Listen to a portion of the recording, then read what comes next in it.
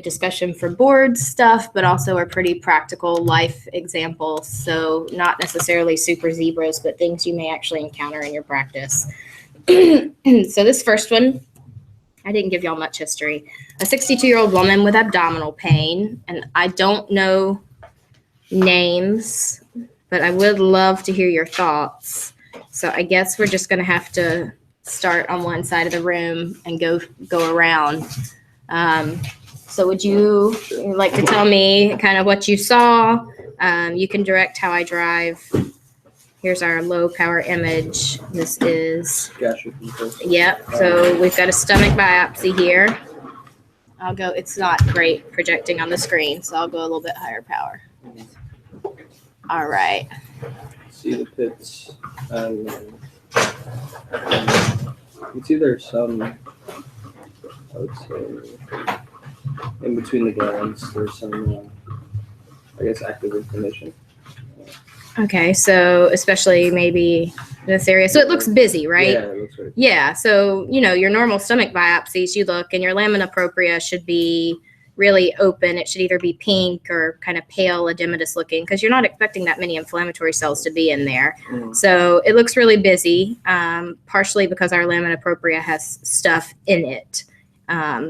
So if we go a little bit higher power, let's see. What is that? Oh, my condenser's already up. It just, okay. All right. Sorry, I'm letting you get in focus. Again, you can see a lot of these. I guess it's chronic inflammation. Okay. So and then some areas you can see these intraepithelial lymphocytes. Okay, so we've got some intraepithelial lymphocytes. So kind of like there's, oh, there we go. Yeah. There's a good one. And then if it's this busy, like typically in a woman, you look for like H. pylori and stuff like that. So. Sure. So we would think about a Helicobacter pylori gastritis. Did you find Helicobacter? No. Okay, I didn't either. That's good. I'm not too good at that. So. What else did you notice? Yes, you see some. Maybe this is just a tangential cut, but you see some like fusing of the glands here. Yeah, you do. Yeah. So it's not just busy because of the stuff in the lamina propria. The epithelium looks a little funny too, right? Mm-hmm. What do you notice? Or what were there other things you noticed in the epithelium that don't belong? There's some macrophages. There's some macrophages. This is a pretty good field. Let me make sure I'm in focus on the screen, I think. So what about things like that? And there's another one. There's another one. There's a lot of mitotic figures, right? A lot of mitotic figures, and not just mitotic figures, although there are quite a few of them. What about things like these dark dots? What's all that dark? Yeah, apoptotic debris. So we've got a lot of apoptosis, and we've got a ton of mitotic figures. So what do you think about that? Maybe some kind of atypia neoplasm. All right, so that was the question. This was a consult case that came in, and it was, what is this? Is this cancer? So what is this? Is this cancer? Anybody? This is mitosis, like a ring form.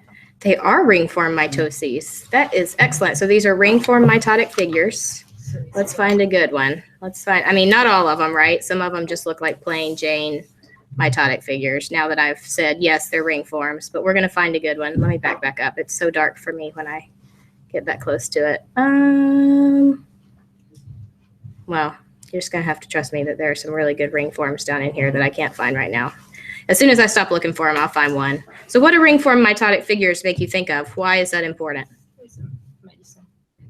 Medicine induced. What kind of medicine? It's like Taxols. That's excellent. What else? And colchicine. Perfect. So is this cancer? What's your answer? No, it's not. There's a good one. There's a good ring form. See how it's circular? Oh, it's not on the screen. Oh, good job, Meredith. All right, come on. Get it on the screen. How about now? Yeah, there we go. A nice little circle mitotic figure. Y'all just yell at me if something I'm pointing to isn't on the screen. Okay, So important things to know. This is something that could cross your desk, right, as a GI pathologist. This was an older lady. She had some stomach pain. This is a very busy biopsy. On low power, we've got that chronic inflammation, but it's not just the chronic inflammation. The epithelium's not quite right. The cells are a little jumbled. They're bigger and reactive looking. When you get down there, you've got a lot of mitoses and you have a lot of apoptotic debris. And that is classic. Those ring form mitoses and the background apoptotic debris are classic for two types of medications. You were exactly right. So taxanes or taxols. So those are chemotherapeutic drugs. And then your other one's going to be colchicine. So they both work the same way. I'm just going to leave this sitting right here on a nice view and talk. So they work in the same way. So your taxols and your taxanes for boards, this is something that could come up. They bind microtubules, and so they prevent microtubule depolymerization. So practically what that means is your mitotic figures, when they're trying to pull apart, they can't. They get stuck in metaphase because the microtubules can't depolymerize. And so you see these ring mitotic figures because they're trying to pull apart and they can't. So that's where we get the ring mitotic figures. So then under the scope, you not only see the ring mitotic figures, but also eventually those cells will just give up and die. And so you see all the apoptotic debris. So you see both. You see the increase in mitoses or mitotic figures, some of which will be ring forms, and you see all the increased apoptotic debris. And like you said, it also looks very reactive. The cells are big, but the nuclei, the chromatin's open. So there's atypia, but it's not like malignant atypia. It's more reactive atypia. So that's what you're going to see in a taxane or a taxol, and that's a chemotherapeutic agent. It's typically for for ovarian, for lung. I think also sometimes for breast. I'm sure if I'm wrong, someone on YouTube will correct me. And so in this woman, we found out that she did, in fact, have an ovarian malignancy. She had just gotten a dose of her chemotherapy. You can see these changes for up to about 2 weeks after your dose of chemotherapy. So in this patient, this is a normal response to the chemotherapeutic agent that she received. So you don't have to worry about it. Our answer back to the consultant was no, this is just reactive. This is due to her drug. It's a drug-induced change. You don't need to worry about it, not malignant. Now, what about colchicine? It's the same mechanism of action. It binds tubulin and prevents your mitotic figures from depolymerizing.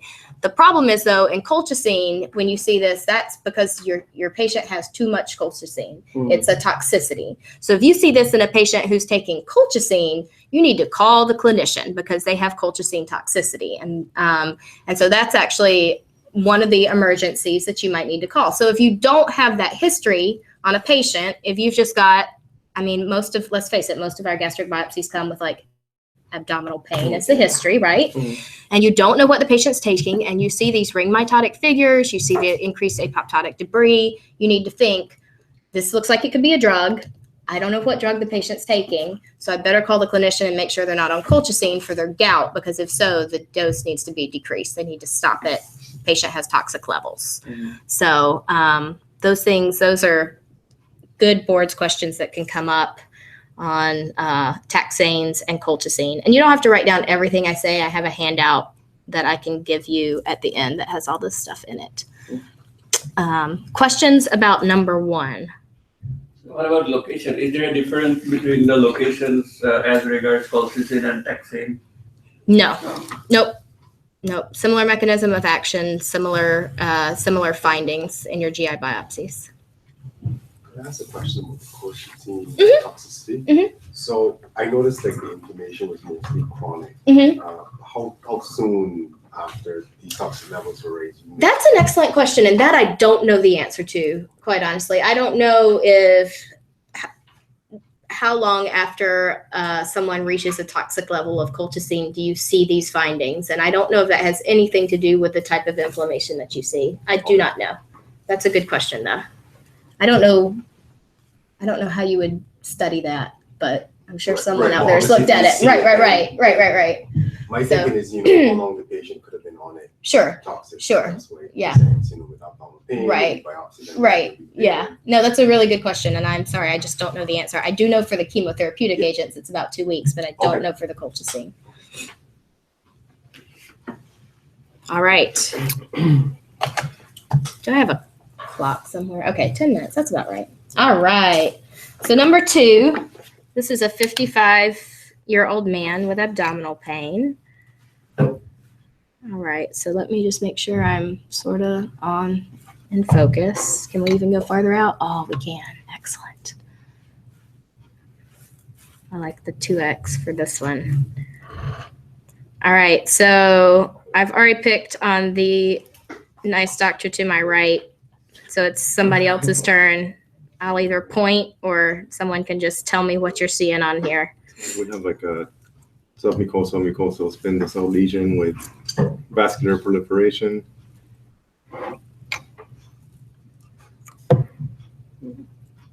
Okay, so where are we? It's stomach, so it looks Yeah. like antromucosa. Yeah, so we're in the stomach, and you're right. We have this lesion.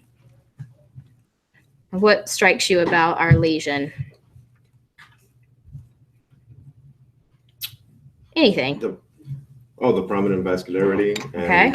on closer examination, on higher magnification, you do see a lot of eosinophils. All right, so we've got some vessels. We've got quite a few eosinophils in the background.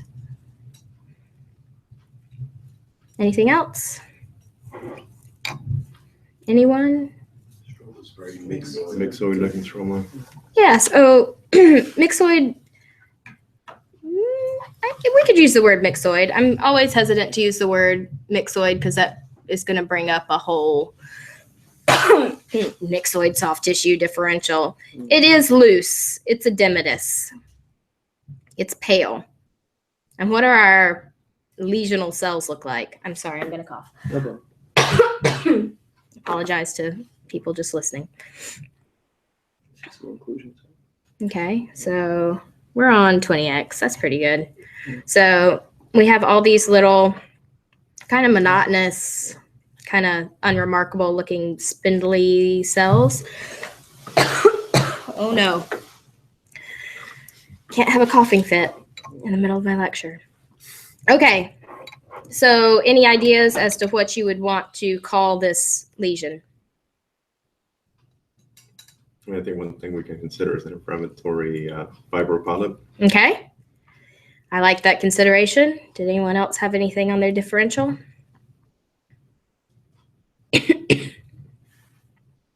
All right, fine. It's an inflammatory fibroid polyp. I'm so sorry, guys. So I think inflammatory fibroid polyps, the first thing I notice when I even just look at the 1X slide is that it's very pale, right? Like you look at this and you're like, I have a lesion. It's pretty big and it's very pale on 1X. And when you put it down, this is our 2X view. It's also very, very pale. And that's because it has this loose edematous stroma to it. It is, as you noted, submucosal based, which is so important when you're dealing with lesions in the GI tract. Where the mass is kind of based or coming from is super important for your differential diagnosis. So the fact that you recognize that, so here's our lamina propria and epithelium. This looks like our muscularis mucosae that's been kind of split. And then here is the bulk of our lesion in the submucosa and kind of crawling its way up. So that's very important because that's where inflammatory fibroid polyps live. They live in the submucosa. They become large. They're most common in the stomach, which is where they really just, especially when they're antral based, as you noticed, Emilio, that this one is antral based, they get polypoid and then they flop and they can cause gastric outlet obstruction. And so people can have nausea, people can have abdominal pain. It's not because they're doing anything nefarious. They aren't malignant. They're just getting in the way. They're just, it's kind of like a mass effect. Now, I've been calling this a lesion because for a long time, we thought that these were just reactive, myofibroblastic, fibroblastic type proliferations, reactive proliferations. But we now know that these have, most of them have PDGFRA mutations. So they probably are a benign neoplasm. A benign neoplasm. But as far as we know, they have no malignant potential. And so that's kind of something, again, that could show up on your boards, PDGFRA mutations, but completely benign. You just excise them, and the patient does fine. So diagnostic things, besides being pale and having that loose edematous stroma, as Emilio pointed out, we have these vessels. This isn't the best. People often talk about onion skinning around vessels. I mean, if I squint, maybe I could pretend there's some onion skinning in this one, but there's really not good onion skinning in this example. But the vessels are prominent. They do stick out at you, in part because the surrounding stroma is so edematous that the smooth muscle of the vessel walls is actually dark. They also have the kind of unremarkable, monotonous looking spindle cells component. So, you know, these guys, they aren't even super spindly. They're just, but they're not epithelial looking. They're not epithelioid. And then also you have all these eosinophils in the background. So those are all really the submucosal base, the pale stroma, the spindled cells, the prominent vasculature, the eosinophils are all diagnostic of an inflammatory fibroid polyp. Now, if you wanted to stain one of these, I have another example to show you. If you were unsure and you wanted to stain one of these for some reason, they will stain with CD34, but you don't have to do. Here's another nice example. I think this one's also gastric. Let's look. Yeah, there we go. So here's another one. So again, we're in the antrum, and they saw this polyp, and then you have this very pale. They didn't get as much of this one because they didn't get as much submucosa, but you have this very, very, very pale, like you guys said, almost that bluish myxoidy look, edematous stroma. You get closer to it, you have very monotonous. These even have spindlier. I don't think that's a word. More spindled cells, lots of eosinophils. And in this one, we don't really have much of the lesion, but you can tell that there would have been prominent vasculature if we had gotten more of it. But again, submucosal base. So spindle cell lesion in the stomach, what's your main differential if you don't have a gist, right? So you're going to think about a gist, but where does a gist live? What layer of the stomach does a gist come from, or of the intestine, I should say? Where's it going to be based? Oh, come on. You guys know this. Where's a gist come from? Interstitial cells. Right. So you've got the interstitial cells of Cajal. Where are those? They're not in the submucosa. Right above. They're in your plexus, in between your two layers of your muscularis propria, right? So if you have a gist that's based in if you have something that's a gist, the bulk of that mass is going to be arising from your muscularis propria. So when your endoscopist looks at it, they're going to say, this seems to be a deep lesion. And sometimes they can use ultrasound and they can say it's based in the muscularis propria. And often when they take a mucosal biopsy, which this is, we won't even get any of it, or you'll have a few little spindly cells if it's big enough and it's pushed its way up. But the bulk of that mass is going to be in the muscularis propria. This is another inflammatory fibroid polyp. I think this one was in the duodenum. Yeah, here we go. Small intestinal mucosa over here. And you can see again, so here's our small intestinal lamina propria epithelium. Here's our muscularis mucosae. Here's the bulk of our tumor, right? And again, this lesion, very, very pale. So pale on low power. Very edematous. You get down there, you do have all these prominent vessels. They're prominent here because they're still filled with the red blood cells. So you do have good vessels. And tons of eosinophils. And again, those kind of spindly cells. And these spindly cells look even different from the past two inflammatory fibroid polyps that I've shown you. So, so you have to put everything together. You can't hang your hat on just one diagnostic criteria, but submucosal base, spindly cells, eosinophils, prominent vasculature. If you see onion skinning, that's great. That probably would be a picture they could show you on your boards with some nice onion skinning. If you're thinking about a gist, it's going to be deeper. It's going to be muscularis propria based. The cells can be spindly. They're going to be very, very, very, very, very monotonous. They don't tend to have that dense eosinophilic infiltrate. And in the stomach, especially, you're going to be more likely to, or you can be, see epithelioid gists. And so you may have epithelioid cells as opposed to a spindle cell lesion. But location is super important for those. All right. So that was case number 2.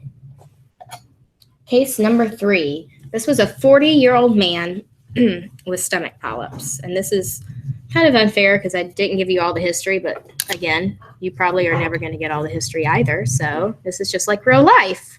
All right.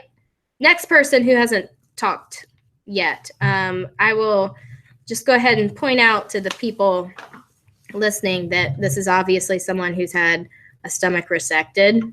So that should give you some clue as to what's going on in this tissue section here. So what are we looking at? Where are we, first of all? Well, we're in the stomach. Are we really in the antrum? No, because we've got we've got accentic mucosa. That's okay. I was on 2X. So we've got accentic mucosa. What's going on up here at the surface? If you just had this, what would you call this? A Fundic gland polyp, right. So let's just look here. Let's enjoy our Fundic gland polyp. So we have these dilated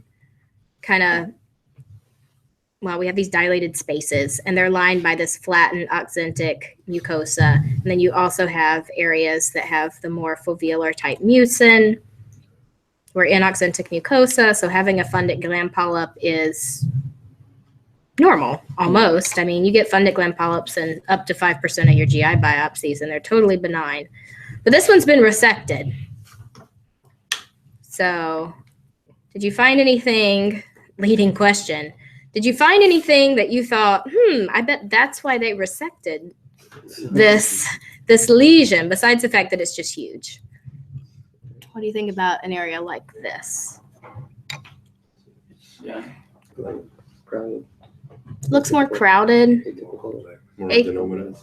Yeah, so it looks, so you're saying things like atypical, more adenomatous. I think that's all right. So instead of having those nice dilated, flattened glands, you have these. The cells are larger. They're much more crowded. They're kind of rounding up in some areas. They're piling up on top of one another. Some of them still look like they're trying to obey a basement membrane rule, but some of them definitely aren't and are crawling all over each other because they're proliferating. The nuclei are longer in some areas. They're a little bit more hyperchromatic. Even though we're at the surface, and I'm sure that some of this is plane of sectioning, the architecture is more complex. The glands are back to back to back. There's no lamina propria in between them. If we look back over here, look at all that nice edematous lamina propria separating out our dilated glands, as opposed to here where they're back to back to back. That's always, I think, very helpful to me in upper GI dysplasia, that lack of a lamina propria. You start to lose it. Every place that the cells look funny, the cytologic atypia, I'm getting architectural atypia as well. So this is a Fundic gland polyp that actually has dysplasia in it, and high-grade dysplasia at that. So it's not just that we had a little bit of low-grade dysplasia, but we have this complicated architecture, much larger cells. I mean, who knows where one of these glands, one of these pits begins and the next one ends. And so we have a Fundic gland polyp that here is benign and here has transformed into something dysplastic. So what, in this 40-year-old man, what could he have? What would you think of in this patient? You would probably already know this, but if you didn't, who could this happen in? You said that there are polyps, right? Mm-hmm. Multiple. Yeah, so part of syndrome, I guess. APC. There is some, Yeah. So the FAP, so familial, y'all are both right. Familial adenomatous polyposis, which has the APC mutation. Exactly. And so patients so Fundic gland polyps themselves are super common. Like I said, in some series, it can be up to 5% of gastric biopsies. You can see Fundic gland polyps because they're reactive. People get them they've been on PPIs a lot, or you just see them all the time, and they're totally benign and they're small, and clinicians biopsy them just to confirm the diagnosis that it's a Fundic gland polyp and that they don't need to worry about it anymore. Now, in patients who have FAP, their Fundic gland polyps actually aren't reactive. They're actually neoplastic. They carry the same APC mutation that defines their disease, and they can become dysplastic. And so anytime a clinician is surveilling one of their FAP patients and they see one of these big Fundic gland polyps, if it's a centimeter or larger, they excise it, in part because they can become neoplastic in this population, or dysplastic, I should say, in this population, and can progress to frank carcinoma. Now, is this uncommon? Yes. Can it happen? Yes. And so I just want to point out to you that you can see dysplasia in a Fundic gland polyp. It's most likely going to be in your syndromic patients. Now, if you see a Fundic gland polyp that's sporadic in somebody who has no risk factors for anything, and it's just somebody who's on a PPI and they have a Fundic gland polyp, sometimes the surface can look kind of funny, either reactive, and every once in a while you'll find one that does have what people consider to be low-grade dysplasia. But in a sporadic setting, a Fundic gland polyp with low-grade dysplasia basically does nothing. It does not progress. There are case reports of them progressing. I take those with a grain of salt. Fundic gland polyps in a non-syndromic patient are sporadic and pretty much benign, and then benign. So if you see something like this in a patient that maybe they don't know it's syndromic, maybe that patient has an attenuated form or they're the index case. So you would want to tell your clinician, hey, I really think this patient's got something else going on. Let's see, is there anything else that I wanted to tell you about FAP? Oh, a good boards question. So, you know, the people with FAP, all patients with FAP will go on to develop colorectal carcinoma if you don't take out their colon, right? They just have innumerable polyps. Eventually, one of them is going to become malignant. So most of those patients have their colon taken out. But the second most common type of colonic neoplasm or intestinal neoplasm, GI neoplasm in an FAP patient, anybody know what it might be? This is one of those questions like they'll put on your boards just because. It's one of those like statistical things. It's a duodenal adenoma. So the second most common kind of neoplasm that you'll see in the GI tract of an FAP patient, they're going to be full of tubular adenomas in their colon. That gets taken out, and then they get upper GI surveillance because they have very commonly duodenal adenomas. And obviously, you can't just take out the entire intestinal tract of these people. So they're surveyed that way, and they'll have duodenal adenomas. They also can have Fundic gland polyps. They can also have other types of adenomas in their stomach as well, but less common. All right, I am probably going to get through 6 of these, which is what I suspected. All right, 4. This is a 55-year-old one with abdominal pain. Did y'all see a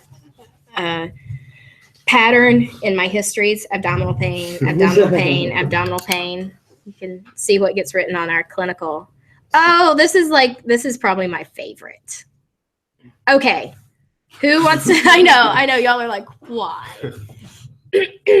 I'll tell you why. Okay, who would like to describe what we have here? We're again in the stomach. Yes? I can try. Go for it. So I think it looks like antral mucosa here. It does look like antral mucosa here. It's very busy. It's very busy. And the busyness, like it's more kind of a patchy thing. So it's like at some places it is scattered, somewhere it is like. I'm trying to get in focus. Okay, there we go. Localized. So there are some small nodular areas of inflammatory cells. Like here. It's really dense. This is more dense. Mm-hmm. And there are some small foci here and there.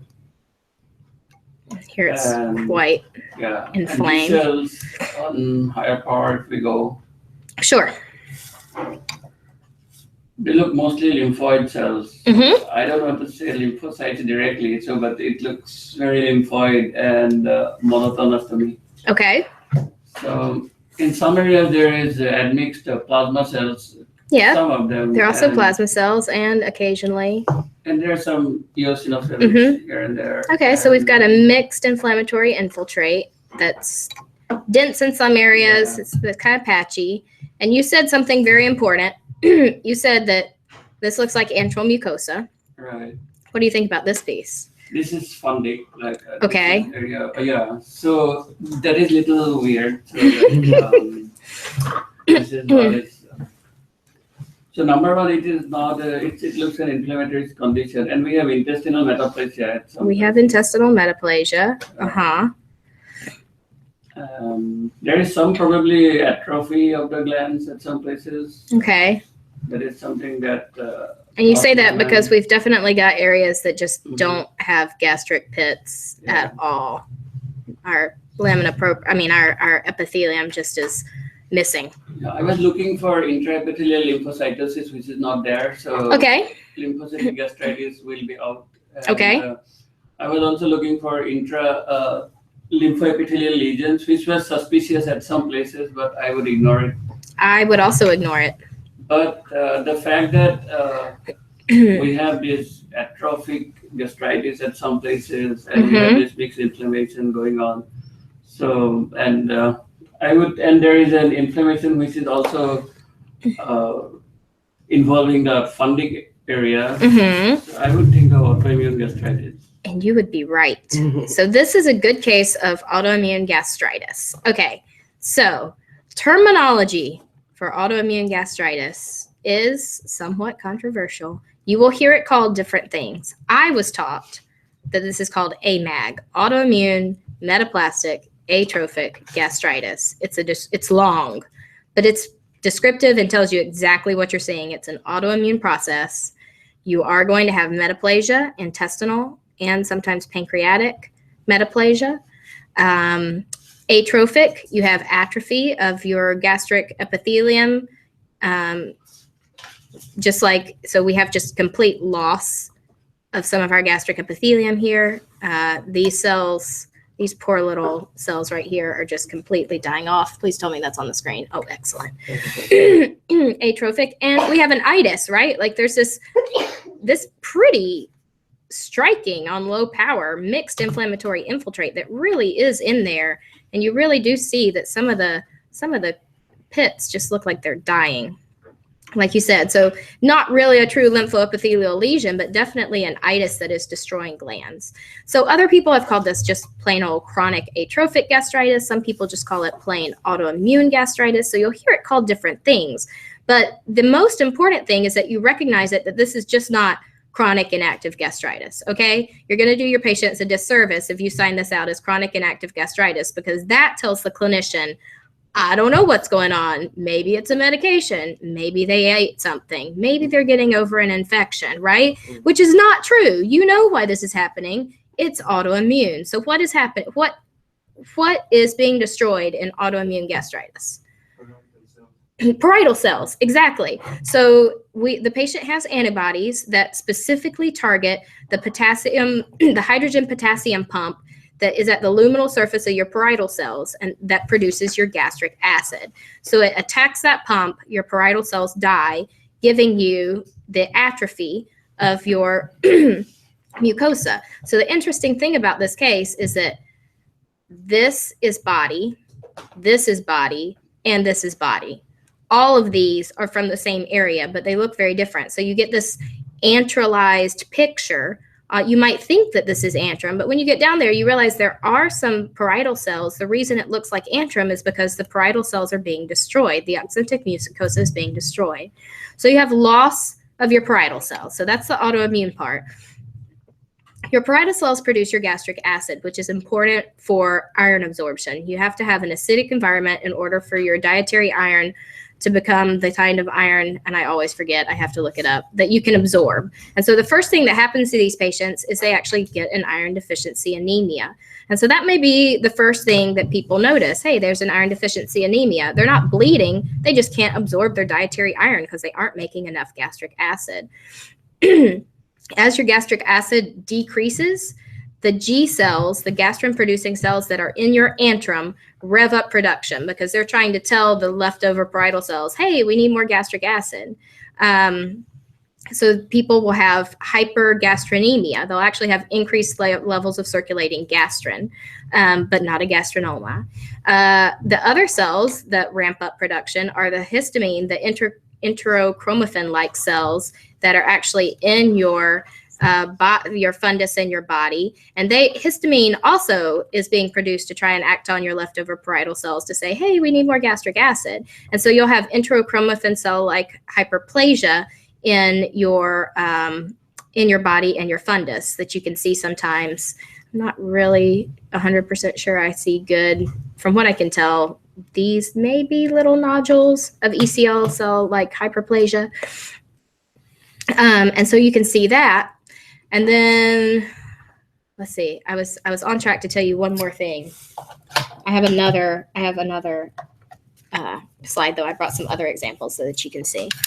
So your histamine cells rev up, and so you can have ECL cell-like hyperplasia. What else do you see in AMAG? Oh, right. I haven't told you why you get pernicious anemia yet. So once you lose enough of your parietal cells, you don't make enough intrinsic factor anymore. Your parietal cells also produce your intrinsic factor, which is necessary for absorption of your vitamin B12 in your ileum. And so if you don't have your intrinsic factor, you don't absorb your vitamin B12. And so eventually you get a pernicious anemia. So we always think about autoimmune gastritis with pernicious anemia, but that's kind of a late event. So these people can have gastritis and be iron deficient and then eventually get a pernicious anemia. Can we treat this? Okay, before I ask that question, let me back up. Here's another AMAG, same thing. Lots of inflammation, intestinal metaplasia. This looks like antrum, but it's not. Same thing here, lots of inflammation, intestinal metaplasia. Looks like antrum, but it's not. This is actually either body or fundus. The oxyntic mucosa has just been killed off, has atrophied. Same thing here, same thing here. This is all body and fundus mucosa. How could you tell? This is a good question. If you got this and you're like, wow, they just say stomach. I think this looks like autoimmune gastritis, but I know that that should impact my body and fundus and not my antrum. But this all looks like antrum. How could you know? What's a stain you could do to determine if you're looking at antrum versus body fundus? Gastric. Gastric, right. And so if gastrin's negative, you know you're in body fundus because you only have G cells in your antrum. Here's yet another one. Can y'all tell I like AMAG? I collect them. Every time I see one, I'm like, oh, pretty. And I ferret the slide away. So here's another one. So early, right? So you've got some inflammation, some destroying crypts, or not crypts, I'm sorry, pits here. You still have some of your oxyntic mucosa, but you definitely have this kind of full thickness inflammation. You, of course, would want to rule out an H. pylori because it's top heavy in this section. But then in other places, you have this.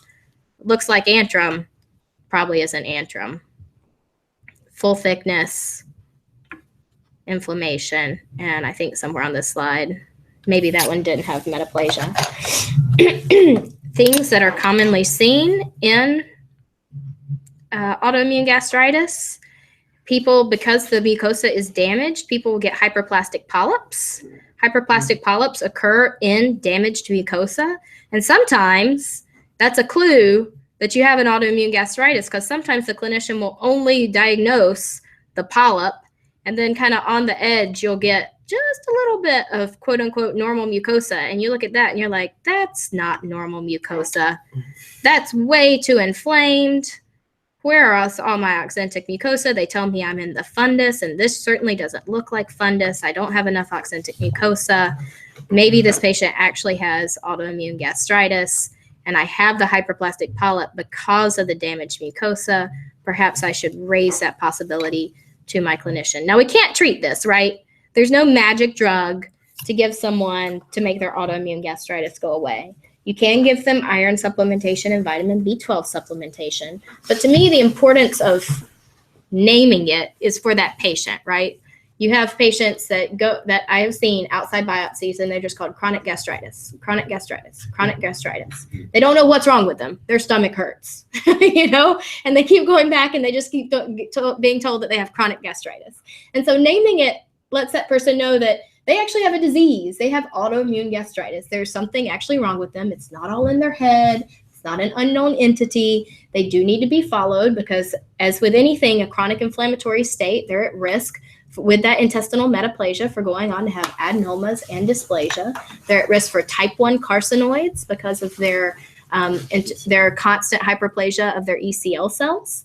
And those type 1 carcinoids can usually just be shelled right out. They don't need a gastrectomy for those.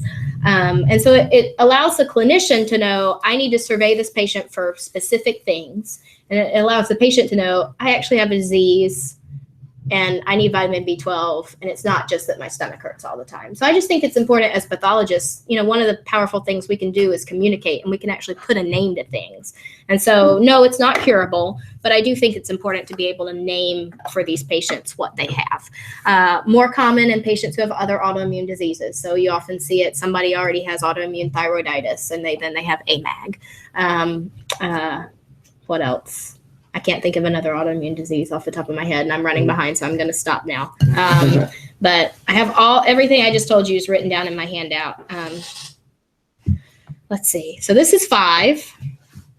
This is a 45-year-old man with stomach polyps. Oh, I love this one too. All right. Who would like, so here is our accentic mucosa that was conspicuously lacking in our last biopsy.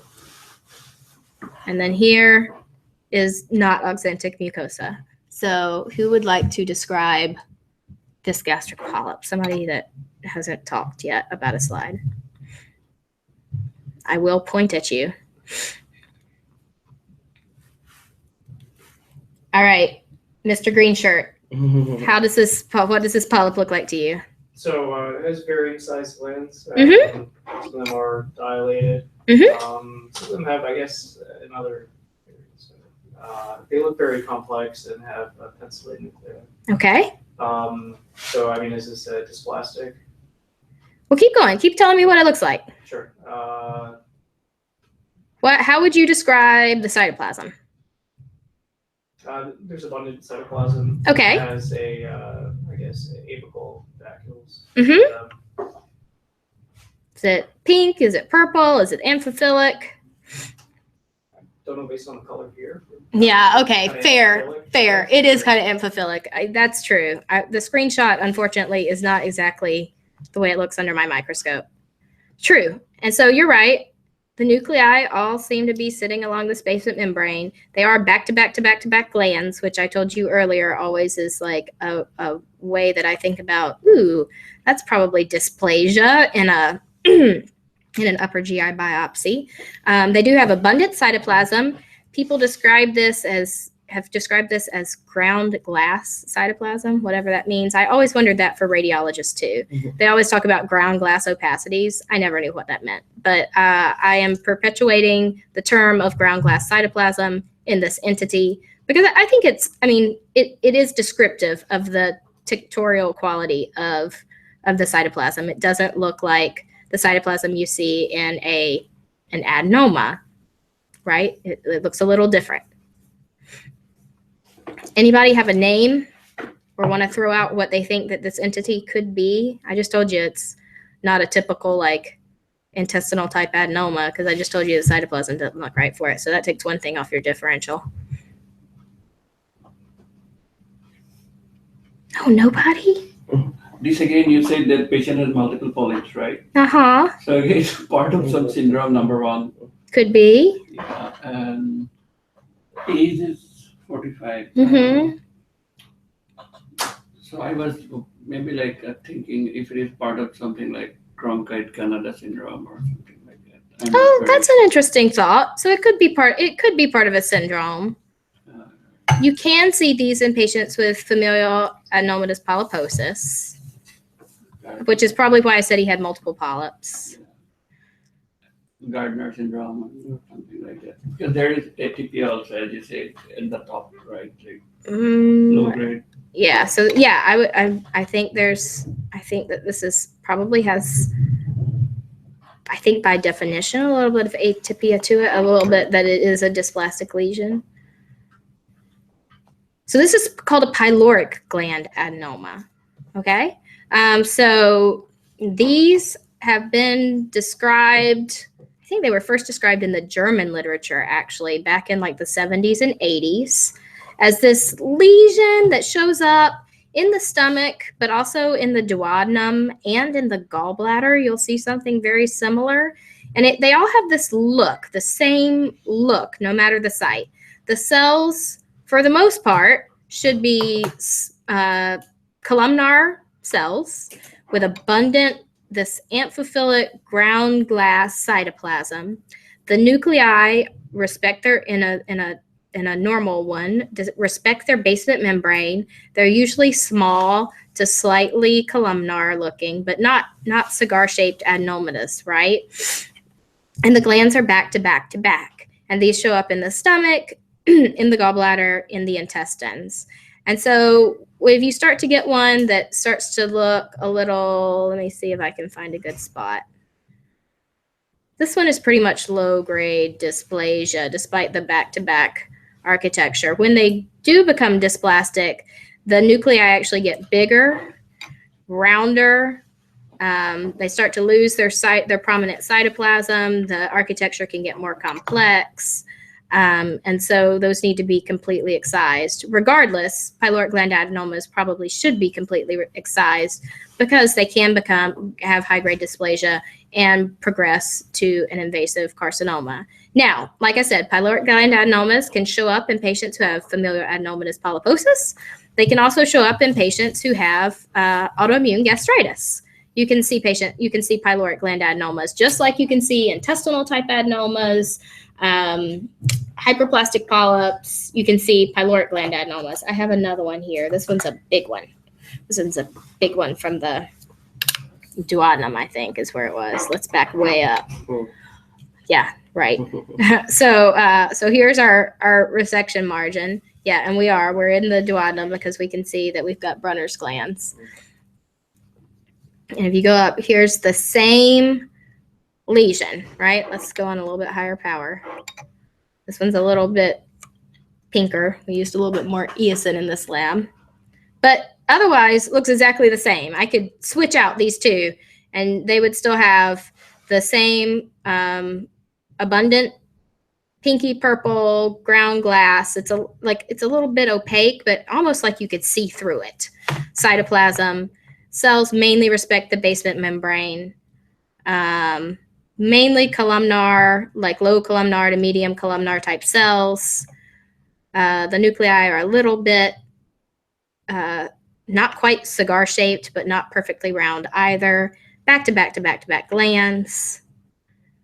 If you saw an area where the nuclei started to get really round and a little bit more atypical looking, you would worry about high-grade dysplasia. And this one was huge and was probably causing an intussusception or something. And they found it and they excised it completely. Down here's our resection margin. So looks exactly the same as the one in the stomach. Pyloric gland adenoma can show up in FAP patients. These are the kinds of changes, I knew I had it on here, that you don't really want to see in a pyloric gland adenoma. See how they start to lose their polarity and the cells get bigger and rounder? I think dysplasia in a PGA is really hard because it almost looks more like reactive atypia. But in a pyloric gland adenoma, this is what you don't want to see. It almost looks reactive atypia, but it's not reactive atypia. This is like progression of dysplasia. These round nuclei, prominent nucleoli, loss of polarity, all of that's badness in a pyloric gland adenoma. So you want to look for dysplasia in these. Yeah, so these were recognized by the WHO officially in 2010. So now they're in the WHO Blue Book, but they've been known about since the 70s, 80s. How often you see these squamous morels? In a PGA, I don't know that you see squamous morels in a PGA. You'll see, when I think about squamous morels, I think about colonic, like big tubulovillous adenomas. You can see squamous morels, which I tend to be neither here nor there. Sometimes people will say they're associated with high-grade dysplasia, but they don't necessarily mean much. In gallbladder, it's entirely possible that in the gallbladder they may have squamous morels, but the ones in the stomach and the duodenum, that's not something that I even think about or that I even think I've seen. But again, these aren't very common lesions. It's something that could come across your desk though, and so it's the kind of thing you want to be able to recognize that it's not just an intestinal type adenoma or a foveolar type adenoma, but that it's something that they should go back and they should probably get completely out of the patient. So it's one of those things that it's not common, but it can come across your desk. And it's another one of those that the boards could give you like a single shot view and be like, what is this? So because they need those kinds of lesions, right? The ones that they can just give you a one picture view and ask you what it is. And there's only so many things that you can do that, because a lot of times you need to have multiple views of something. But that's one I think that we could just do. Okay, I have 10 minutes to do 2 slides. We're never gonna make it. I can make it. Yeah. Okay, so this is number 6. This is a 35-year-old woman with breast cancer. Oh, this is a good case. Okay, I haven't looked at these slides in a while, so who would like to tell me what we have here? Anybody can describe what we are seeing in this particular field.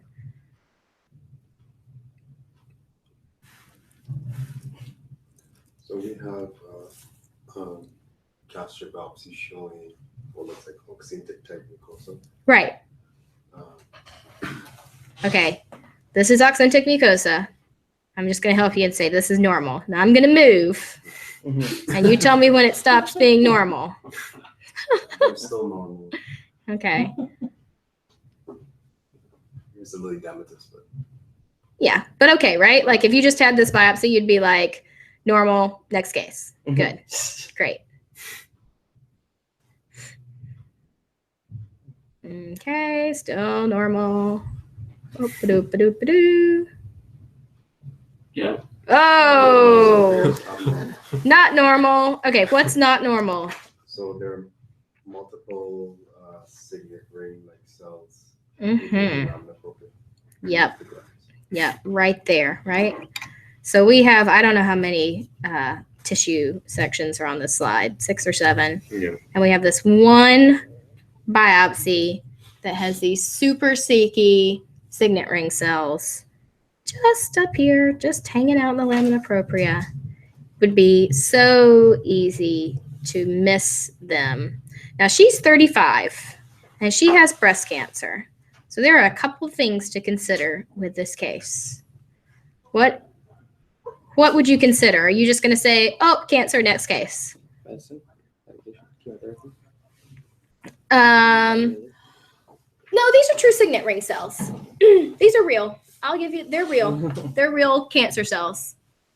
I'm just wondering, are you going to say gastric cancer? Are you going to say metastatic cancer? Are you just going to say cancer and make the clinician figure it out? What are you going to do? You probably need to work this up. You probably need to work this up. Okay. So she's 35, so she's quite young to already have a breast cancer, although not unheard of. What sort of immunos might you want to do to try and help you? Ovarian. I will do a CD68 also. You would do a CD68 also because you think that I'm trying to trick you. These are not foamy histiocytes. They're real. I promise. You could do a CD68, but it would be negative. So these guys they've got the real nuclei that are shoved over to the side, expanded by this mucin vacuole. So, and I know they don't, they're showing up all right on the screen. Yeah. So these are real. So you could do a CD68, but it would be negative. I mean, that guy, that's a dark shove to the side nucleus. These are signet ring So cells. CK, of course, then maybe hemoglobin. Okay. Or So you could do GATA3. a breast panel, right? Yeah. So you could add like an ER, a PR, a mammoglobin. You could do a GCDFP. CK720. Now, CK7 is not really going to help you differentiate between gastric and breast, right? Because you would expect both to be positive. But if you had a couple CK20 positive cells hanging out down in there, that would help you think more gastric then. CDX2. Or CDX2, right. Why would I even be thinking that this could be a primary gastric carcinoma in this patient, though? She's only 35. What could she have? BRCA. BRCA and stomach doesn't really go together. Good thought, but no. It's a different syndrome, a different mutation. Okay, that's an excellent thought. So yes, gastric cancers are more common in people with Li-Fraumeni, the P53 mutations, but this one's specifically for breast and stomach. No. Ooh, breast and stomach. Y'all don't know. Oh, excellent. All right. Have y'all heard of the CDH1 mutation, ECAD-Huron mutations? Okay, so CDH1, it's a familial mutation. It's an ECAD-Huron, and because it's an ECAD-Huron, the patients are more likely to have lobular breast carcinoma, right? And then these signet ring cell gastric carcinomas. It's not common, but the patients will be young and they will present with lobular breast carcinoma and sometimes these signet ring gastric cell carcinomas. Now, these are terrible, terrible, terrible diseases because counseling these patients, we know that there are something like over 100 different mutations that can happen in CDH1. They all have different presentations, like as to what your risk is going to be of actually developing gastric carcinoma. So when you're counseling these patients, it's a good thing I'm not showing a slide right now. When you're counseling these patients, as far as like genetics, and you're like, well, you have this risk of having infiltrative signet ring gastric carcinoma that will kill you, but it's like anywhere from a 20 to an 80% risk. So do you want a total gastrectomy? Like, what do you do with these patients? You know, this is a real problem right now that we're working on to figure out how we counsel patients that have this known disease. So in this patient, she had lobular breast cancer. She was known to have a CDH1 mutation. They knew she had a family history, so there was high index of suspicion. She had already been tested, and that's why they did these gastric biopsies. They didn't see anything. That's why this slide, even though you don't know this is biopsy number 17. This slide has 1, 2, 3, 4, 5, 6, 7, 8, 9, 10 pieces of tissue on it. There were, I think, 18 total jars with a whole bunch of tissue in each jar. This is the only piece that had any signet ring cell gastric carcinoma in it, okay? And this is a primary gastric carcinoma. So these patients, sometimes, if you don't catch them, they're going to show up with the linitis plastica, the diffuse signet ring gastric carcinoma that's just completely eaten their stomach. So always be careful. Let me show you another scary one, just to scare you. Signet ring cells are scary for GI pathologists. So you just need to be aware that they can be there. So this is one that my colleague, Dr. Jesserin, showed us yesterday at Consensus Conference. Let me see. So low power, right? You're looking at this biopsy and you're like, it looks a little busy. And at low power, I thought it was going to be a gastritis. Sure, right? Because it's blue. Well, okay, I'm not in great focus up there and I apologize. And so you look at it and yeah, lymphocytes. More lymphocytes, squished mucosa, lymphocytes.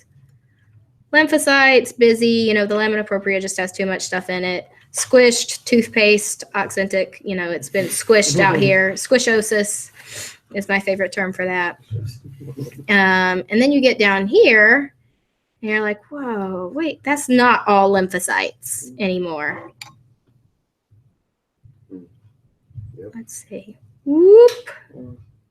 Let's see. Let's see. I can't even see him at this power on this microscope. There we go. Whoop.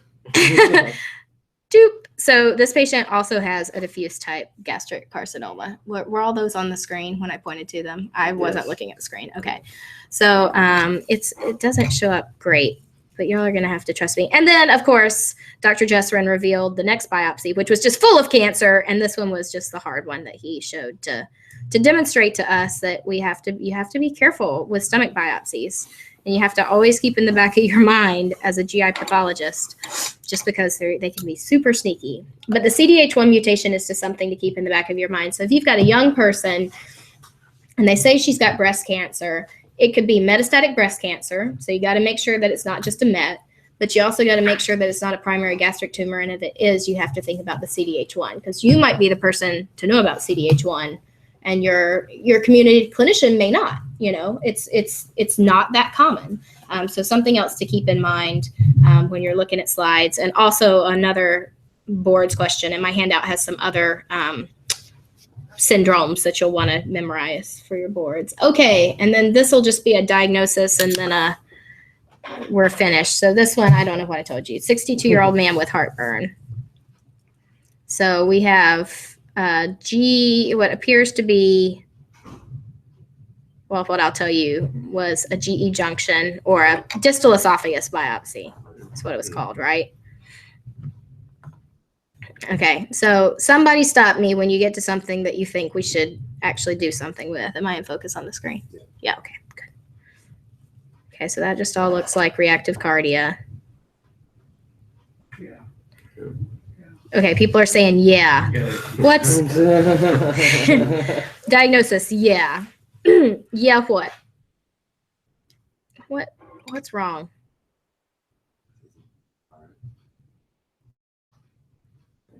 It is Barrett's with high-grade dysplasia. Excellent. Why? Okay, hold on. Let's let everyone who may not have had a chance to preview these slides. So here's our nice Barrett's, right? -4 dysplasia, well-oriented, few goblet cells here and there, plenty of lamina propria around them, nuclei are small, localized to the basement membrane, nothing to write home about. Here, very different, right? Here's our non-dysplastic Barrett's. But then you have these guys, right? What's going on there? I mean, they're piled up, like really, really piled up on one another. You've got about 5 nuclei where one needs to be. You have decreased amounts of cytoplasm. You have complex architecture. Again, remember you're back-to-back glands where you don't have the lamina propria in between them. Never a good sign. Same thing over here. Back-to-back glands, piled up nuclei. Same thing over here.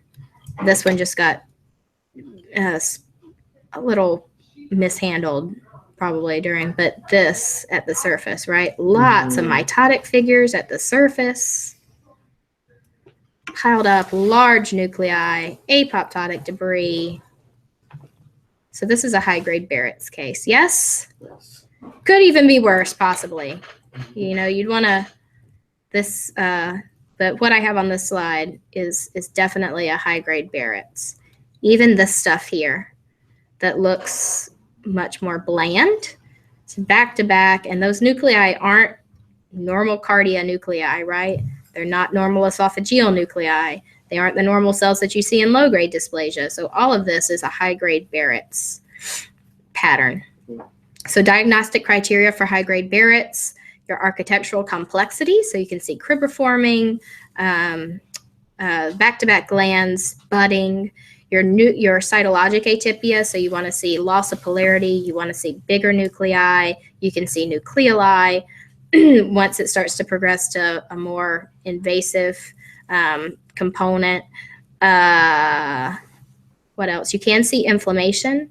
You can see mitotic figures at the surface. You really shouldn't see mitotic figures at the surface and say just a low-grade Barrett's. So this is a high-grade Barrett's esophagus. These are the ones you want to catch because these are the ones that we know that we actually have data to show that if we can catch these patients with high-grade Barrett's before it progresses to an invasive adenocarcinoma, we can actually have disease-specific survival, like prolonged disease-specific survival. So these are the patients that it's super important to make sure we diagnose correctly. And if you ever have a question about a Barrett's case, it's very easy just to send it out to somebody and say, hey, I think this is high-grade Barrett's. Do you agree? In fact, the American Gastroenterology Association recommends that if you're going to do Barrett's dysplasia, you send it out to a quote-unquote GIPATH expert or have it reviewed by a GIPATH expert. It could be at your center. The same thing here, really big cells.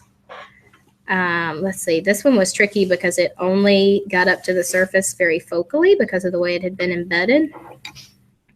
But again, mitotic figure right up there, piled up nuclei, another mitotic figure. And this one even has some inflammation. And so you may entertain the thought, could this all be reactive? And the answer is no. Much too much for reactive. It's just too much. As one of my attendings at WashU used to say, too much. You have all this apoptotic debris. You have more apoptotic debris, you have tons of mitotic figures. The nuclei are big and dark and rounded, and you have this weird architecture back to back to back to back glands. So always think about high-grade dysplasia when you see that kind of architecture and that kind of cytologic atypia. And to me, it sticks out at low power, right? Like this, I barely even notice because it's so benign looking at the surface. This, we're at 4x. This really grabs my attention, and high-grade dysplasia should really grab your attention at low power because the cells are going to be very atypical. The cytology, they're going to be bigger, they're going to be darker, and the architecture is going to be weird. So it should catch your eyes at low power. All right, that looks like all I have time for today. We're 5 minutes over. Happy to take any questions. If y'all have questions about any of the cases. How do you rule out intramucosal in this case? I know, and I brought one that we could go through. But so intramucosal carcinoma, sometimes it's difficult to be able to tell. But the things that make me start to think about intramucosal carcinoma, it's going to be more of the budding, seeing a single cell that doesn't appear to be attached to any particular gland. If you start to see necrosis within the glands, so almost like almost like what you would see in the colon as a crypt abscess, but up here you would see within the glands that kind of dirty necrosis, the neutrophils and the apoptotic debris, you worry that there's an associated invasive carcinoma with that Barrett, so you may just not be sampled on your slide. So, but intramucosal carcinoma, high-grade dysplasia, that is, you could ask 5 different GI pathologists and you might get 2 on one side and 3 on the other. So the important thing is to be able to tell your clinician that we have at least high-grade dysplasia. Like, I know this is bad. I know it's at least high-grade. Perhaps there's another component, especially if they've only given you 1 biopsy. They probably need to go back. Like if they weren't expecting it, if they just thought, oh, this just looks like plain Jane Barrett's, it could be that they need to go back and do more biopsies to be able to rule out something else. So,